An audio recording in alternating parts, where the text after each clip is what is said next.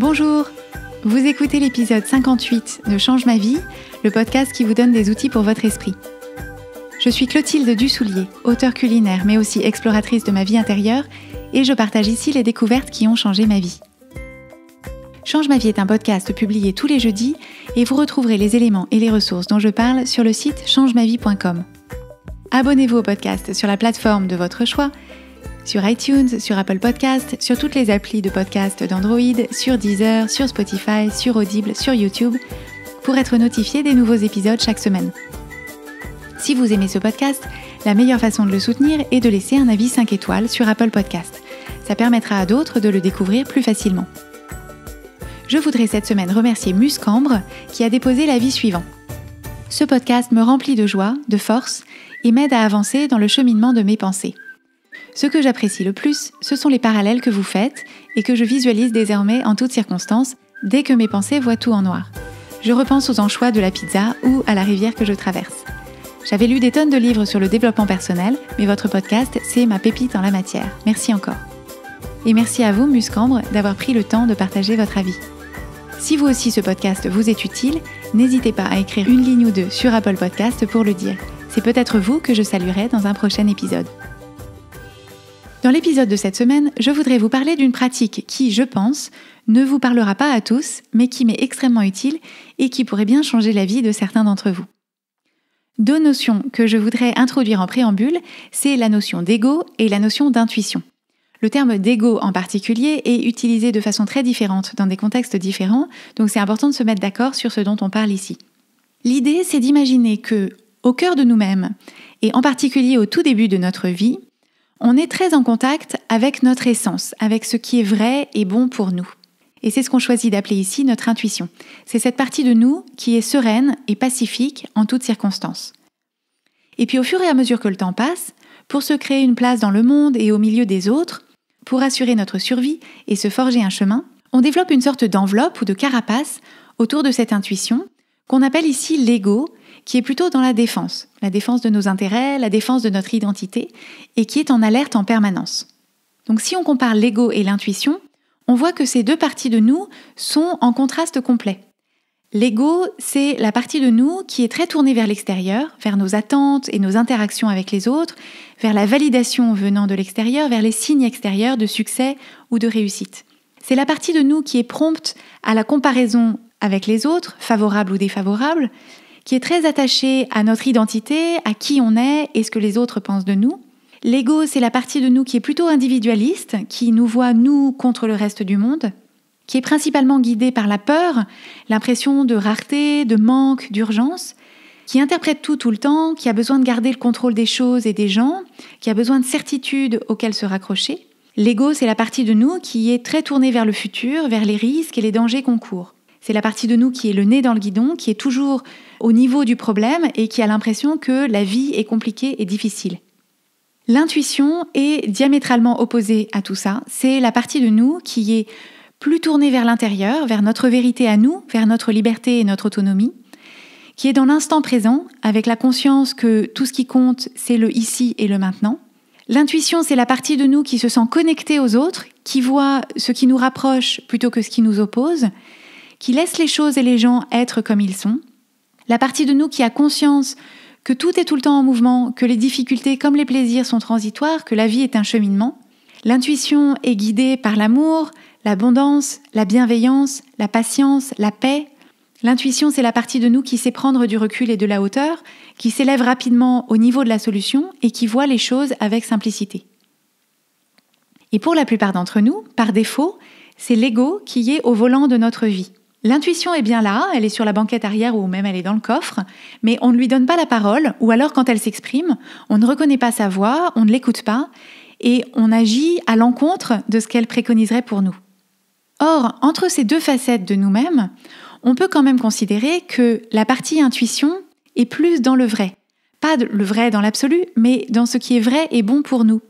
Et qu'en tout cas, c'est plutôt elle qui nous montre la voie de la paix et de la sérénité. Et si on ne l'écoute pas, si on est déconnecté de notre intuition, on introduit peu à peu une sorte de dissonance et de malaise intérieur qu'on peut même ressentir physiquement. À force, on se met ou on reste dans des situations qui deviennent intenables pour nous, sans qu'on comprenne toujours pourquoi, parce qu'à chaque étape qui nous y a menés, on a écouté et suivi la voix de notre ego, donc on a l'impression d'avoir agi de façon rationnelle et défendable. Et donc on ne comprend pas pourquoi on est quand même en proie au doute, à l'anxiété ou à la peur. Et ce qui se passe pour la plupart des gens, c'est qu'ils attendent que la situation soit insupportable pour envisager un changement. Il faut un burn-out, il faut une rupture, il faut un pépin de santé pour qu'ils s'ouvrent à l'idée que peut-être ils ont fait à un moment des choix qui n'étaient pas guidés par la bonne voie, pas par les bonnes raisons.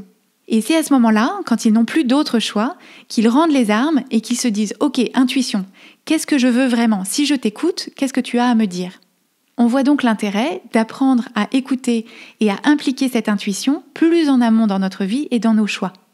Parce que si on a conscience de cette double perspective qu'on a sur notre vie, la perspective de l'ego et la perspective de l'intuition, on est capable en toute situation de faire la différence entre ce qu'on a envie de faire poussé par notre ego et ce qu'on a envie de faire encouragé par notre intuition.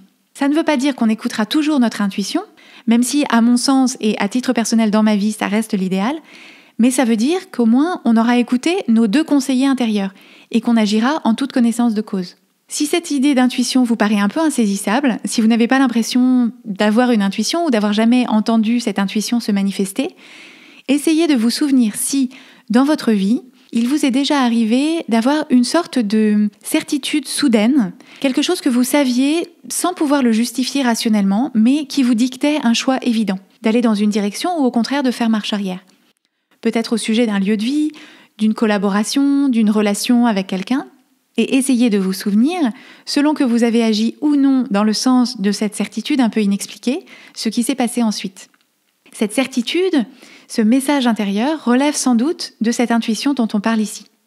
Il y a beaucoup de moyens d'accéder à notre intuition et à ce qu'elle nous offre. Il y a des gens qui s'y connectent en méditant, en marchant dans la nature, en utilisant des cartes, comme par exemple des cartes d'affirmation ou même des cartes de tarot. Mais la méthode que je vous propose aujourd'hui est celle qui marche le mieux pour moi. Toute cette affaire d'ego et d'intuition, j'en ai personnellement entendu parler par le biais d'une jeune femme américaine qui s'appelle Jess Lively, qui est mon autre influence majeure au coude à coude avec Brooke Castillo. Donc dans son podcast, qui s'appelle The Lively Show, Jess Lively parle depuis des années de cette dichotomie entre l'ego et l'intuition.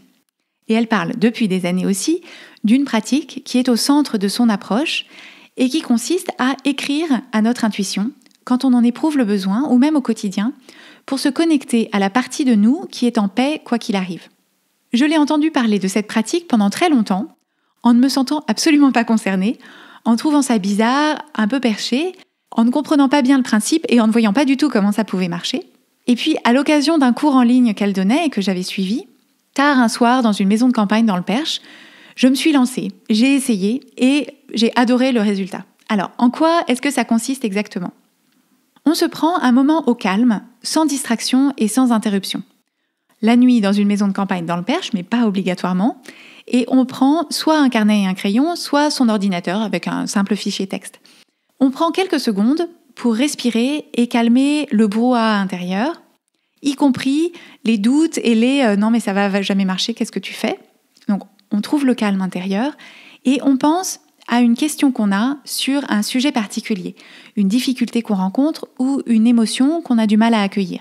Donc on pense à cette question, on l'écrit, donc soit sur son carnet, soit sur son ordi, et ensuite on ferme les yeux et on dirige la question vers l'intérieur de soi, c'est-à-dire qu'on pense cette question intérieurement en la dirigeant vers notre cœur ou notre ventre. Alors pour savoir cœur ou ventre, il faut identifier si on place plutôt le siège de notre intuition dans notre cœur ou dans notre ventre. Ça dépend des gens. Vous savez peut-être tout de suite quand je vous parle de ça, si vous êtes plutôt cœur ou plutôt ventre. Mais si ce n'est pas le cas, essayez de vous souvenir quand vous avez eu par le passé des certitudes, comme je les évoquais tout à l'heure. Est-ce que vous vous souvenez les avoir plutôt ressenties dans votre cœur ou dans votre estomac ? Et si vous ne savez pas du tout, essayez au hasard l'un ou l'autre et vous verrez ce qui vous convient le mieux. Donc on dirige cette question vers son cœur ou vers son ventre et ensuite on écoute à l'intérieur, sans tension, sans pression, avec une concentration délicate, comme si on était dans une forêt et qu'on était attentif au chant des oiseaux. On écoute les mots qui semblent remonter en retour, un peu comme une bulle, et on les note sans analyser et sans filtrer. Et c'est là que sans doute, certains d'entre vous se disent « Pardon ? Les mots qui remontent, mais bien sûr, de quoi parles-tu ? Et je comprends d'autant mieux votre perplexité et votre incrédulité que je les ai longtemps partagées. Et pourtant, le jour où je me suis donné la peine de m'essayer à l'exercice, en gardant l'esprit ouvert, en suspendant mon jugement, eh bien quand j'ai posé ma question, une réponse m'attendait. Donc pas une réponse que j'étais en train de composer, d'inventer, pas la bonne réponse entre guillemets que je donnerais si mon professeur de sagesse m'interrogeait et que je voulais être une bonne élève, mais juste une réponse que je recevais, toute prête, complète, comme si elle était là depuis le début. Alors on pose une première question, on entend quelques mots, et là on peut rebondir, on peut explorer, on peut clarifier, on peut avancer en posant une nouvelle question, en recueillant une nouvelle réponse, et ainsi de suite, pour former un vrai dialogue, une conversation entre nous et nous, dont la teneur est souvent étonnante, éclairante, et pourtant au bout du compte évidente. Le premier bénéfice de cette pratique, c'est que, indépendamment de ce qu'on entend en retour ou pas, elle nous invite à formuler nos vraies questions. Parce que quand on se met dans l'état d'esprit de réfléchir à ce qu'on a envie de demander à notre intuition, on aborde les problématiques avec un angle tout à fait différent de quand on est juste en train de râler avec une copine à la machine à café. Donc rien que ça, rien que dans la clarté des questions, on trouve déjà des éléments de réponse. Et ensuite, bien sûr, il y a les réponses, il y a ce que nous dit cette voix de sagesse intérieure, qui est toujours apaisante, rassurante, qui nous ramène à l'essentiel, qui nous montre du doigt ce vers quoi il serait judicieux de porter notre regard ou la bonne façon de voir les choses. Et on ressort de ces dialogues un peu comme d'un sauna, avec l'impression d'avoir fait retomber toutes les tensions, d'avoir dénoué les points de blocage, de s'être remis les idées en place. Ce qui était obscur devient lumineux, ce qui était agité devient calme, et on sait beaucoup mieux comment avancer. Un autre intérêt majeur de cette pratique, c'est qu'elle nous permet de nous apercevoir vraiment que toutes les réponses à toutes nos questions sont, ô magie, déjà en nous. Qu'on peut consulter tous les amis qu'on veut, notre conjoint, notre mère, notre psy, une voyante, un horoscope. Personne ne pourra mieux nous aiguiller que cette voix honnête et libre qu'on a à l'intérieur de nous. Si vous vous sentez un peu bloqué pour essayer, c'est fréquent si c'est un exercice complètement nouveau pour vous, la première chose, c'est que, comme je le rappelle toujours sur ce podcast, personne ne vous oblige à rien. Vous savez maintenant que cette pratique existe, qu'il y a des gens à qui c'est utile, vous pourrez y revenir quand vous en aurez envie ou bien jamais, aucun problème. Mais si ça vous intrigue, je vous propose d'aborder les choses dans un esprit d'expérimentation, d'exploration de vous-même. Vous essayez en vous disant 2 choses. D'abord, je vais me prêter à l'exercice, disons 5 minutes, sans obligation de résultat. J'entendrai peut-être quelque chose, peut-être rien, mais j'aurai essayé. Et si j'ai envie, je pourrai retenter à un autre moment, dans l'idée que peut-être, la voix intérieure que je n'ai pas écoutée depuis longtemps a besoin que le rapport de confiance soit reconstruit, comme un petit animal mignon qu'on essaierait d'apprivoiser. A fortiori, si vous n'entendez rien de verbal en réponse à vos questions, prêtez attention à d'éventuelles émotions ou sensations physiques qui pourraient se manifester. La réponse peut prendre cette forme aussi. L'autre chose que je vous recommande de vous dire si vous êtes tenté, mais que vous éprouvez une certaine résistance, c'est de vous dire que bien sûr, quoi que vous dise votre intuition, vous n'aurez pas d'obligation d'agir dans son sens. Vous vous donnez officiellement l'autorisation d'entendre quelque chose et de faire autrement. Et ça, c'est important parce que parfois, on est dans une situation où, au fond de nous, on sait bien que ça ne va pas. On sait bien qu'on n'est pas à notre place, qu'on n'est pas en alignement, que ça ne nous convient pas, mais on se dit qu'il vaut mieux faire comme si on ne savait pas, parce que si on admet qu'on sait, alors il faudra changer quelque chose. Et ça ne nous arrange pas, ou on n'est pas prêt, ou on a peur. Alors que non, si vous écoutez ce podcast, j'ai sans doute pas besoin de vous convaincre très longtemps, il vaut largement mieux savoir et se dire consciemment « Je sais ce vers quoi mon intuition, ma sagesse intérieure me porte, mais pour le moment, pour X et Y raisons que je trouve pour le moment légitimes, je choisis de faire autrement. » Le mieux, c'est d'être en alignement, mais si c'est pas possible ou pas possible maintenant, à choisir, il vaut mieux être aligné dans notre non-alignement. Par contre, il ne faut pas négliger le fait que, quand on choisit de suivre la voie de son intuition, il est possible que les autres ne nous comprennent pas. La plupart des gens, et nos sociétés occidentales en général, sont plutôt guidés par la voie de l'ego, par les apparences, par le conflit, par la peur. Donc aller dans le sens de notre intuition, c'est parfois faire des choix qui vont à contre-courant de ces normes de la société. Et ça, c'est inconfortable, mais c'est nettement moins inconfortable que de vivre sa vie à contre-courant de ce qu'on sait qu'on sait. Pour ce qui est des questions qu'on pose à son intuition, j'ai quelques précisions à vous apporter. D'abord, on pose plutôt des questions ouvertes que des questions de type oui-non. Ça génère des échanges plus riches. Ensuite, on ne cherche pas à poser des questions pour prévoir le futur. Notre intuition n'est pas une boule de cristal, elle ne sait pas plus que nous ce qui va se passer ni demain ni dans 20 ans. Elle nous indique simplement comment trouver la paix et la sérénité ici et maintenant dans nos circonstances actuelles. C'est déjà pas mal, et évidemment, si on conduit sa vie autant que possible en ligne avec ce que nous dit notre intuition, les ici et les maintenant s'enchaînent avec cette même tonalité de paix et de sérénité, et c'est comme ça qu'on a le plus de chances d'être toujours en paix et serein demain et dans 20 ans. Donc comme question pour amorcer le dialogue, on peut dire « Pourquoi est-ce que je me sens comme ci ou comme ça ?» Donc par exemple, pourquoi est-ce que je suis triste ? Pourquoi est-ce que je me sens contrariée ? Pourquoi est-ce que je suis en colère ? On peut demander « Pourquoi est-ce que telle situation est difficile pour moi ?» Donc par exemple, pourquoi est-ce que j'ai du mal à dire non à ma belle-sœur qui me propose de louer une maison de campagne ensemble cet été ? Comment est-ce que je peux aborder au mieux telle ou telle situation ? Donc par exemple, comment est-ce que je peux avancer dans ma reconversion professionnelle ? Comment est-ce que je peux me sentir plus comme ci ou plus comme ça dans telle situation ? Donc par exemple, comment est-ce que je peux être moi-même pendant la réunion de famille de dimanche ? Et au fur et à mesure de l'échange, si on veut relancer les choses et peut-être découvrir des réponses différentes, on peut demander comment est-ce que je peux voir les choses différemment ? Qu'est-ce qui est important pour moi dans cette situation ? Est-ce qu'il y a autre chose que je dois considérer ou explorer ou faire dans cette situation ? Et qu'est-ce que j'ai à apprendre de cette situation ? Rien de tout ça n'est magique ni surnaturel. Cette voie de l'intuition, c'est bien sûr la nôtre, mais c'est le nous pur, entre guillemets, et détaché des contingences immédiates. C'est le nous qui sait ce qui est le mieux pour nous quand on a abattu toutes les barrières, toutes les peurs, toutes les résistances, toutes les constructions sociales. Cette voie de l'intuition, c'est moi, mais c'est aussi plus grand que moi, avec quelque chose d'intemporel ou d'universel, qui me donne accès à des choses que je ne savais pas que je savais. On peut voir aussi cette voie comme notre futur moi, notre moi à par exemple 82 ans, qui regarderait en arrière avec toute la sagesse de l'âge, qui saurait mettre les choses en perspective et qui comprendrait de quelle façon tout ce qui nous arrive a un sens dans notre cheminement. Et après, c'est comme tout, plus on pratique, plus on fluidifie cet accès à notre intuition, plus il nous est facile de l'entendre quand elle se manifeste. Plus on se familiarise avec le ton de sa voix, avec sa tonalité, mieux on arrive à reconnaître en nous ce qui relève de l'ego et ce qui relève de l'intuition. Et une fois qu'on a compris comment ça marche, c'est une pratique qui est infiniment utile quand on traverse une période de turbulence, quand on se sent bloqué dans une situation, qu'on se pose 1000 questions, quand on n'arrive pas à prendre une décision. Quand on a soif de clarté, quand on a envie d'éprouver un soulagement au sujet d'une situation, mais aussi à des moments où tout va bien et où on peut avoir envie de se reconnecter à son intuition avec gratitude. Pour ma part, j'ai eu des dialogues avec mon intuition sur des sujets aussi variés que des opportunités professionnelles, des négociations à mener, des priorités à établir, des conversations épineuses, des problèmes de santé ou même sur le processus du deuil.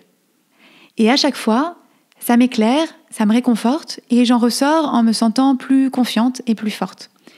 J'ai parfois eu des échanges tellement vrais et tellement beaux que j'en ai pleuré et j'en relis certains en me disant « c'est vraiment incroyable, je n'aurais pas pu manufacturer une sagesse pareille ». C'est donc devenu un outil vraiment indispensable pour moi et même si, encore une fois, je comprends très bien que certains d'entre vous ne s'y reconnaissent pas ou pas encore, ça m'est trop précieux pour que je ne le propose pas à ceux qui auront envie de s'y essayer. Comme exercice d'application cette semaine, bien entendu, je vous propose de prendre ce petit moment, ces 5 minutes, pour faire l'essai et entamer un dialogue avec votre intuition. Donc je vous rappelle la façon de procéder. Un moment au calme, sans distraction et sans interruption, avec un carnet et un crayon ou un ordinateur. Quelques secondes d'abord pour respirer, faire le calme à l'intérieur. Ensuite, on pense à une question ouverte sur le sujet qui nous préoccupe et on l'écrit. On ferme les yeux et on prononce cette question intérieurement en la dirigeant vers notre cœur ou notre ventre. Et là, on écoute, de façon légère, sans tension, la bribe de phrase ou la phrase qui remonte en retour. Et on la note, sans analyser, sans filtrer, et on rebondit avec une nouvelle question, jusqu'à avoir l'impression qu'on a obtenu les réponses dont on avait besoin à ce moment-là. Donc essayez ça avec l'esprit ouvert, sans pression particulière, juste pour voir ce que ça donne, et vous me direz. Vous retrouverez les notes de cet épisode sur changemavie.com où vous pouvez aussi vous inscrire à la newsletter pour recevoir 3 exercices simples pour mieux explorer votre esprit. Si vous avez envie de plus de clarté dans votre cheminement, si vous avez envie de mieux vous approprier les outils dont on parle sur Change ma vie et en particulier celui d'aujourd'hui, Sachez que je propose une formule d'accompagnement personnalisée. Je travaille avec un tout petit nombre de personnes parce que c'est un suivi vraiment sur mesure. Et si c'est quelque chose qui vous intéresse, je serai ravie d'en discuter avec vous. Rendez-vous sur la page changemavie.com/coaching pour en savoir plus et solliciter une première conversation de découverte. Abonnez-vous au podcast Change ma vie sur Apple Podcast, laissez-y votre avis si vous le voulez bien et suivez son actualité sur Instagram et sur Facebook sous l'identifiant Oui Change ma vie en un seul mot. Et n'hésitez pas à partager ce podcast avec vos amis si vous pensez qu'il pourrait leur être utile. Merci et à jeudi prochain.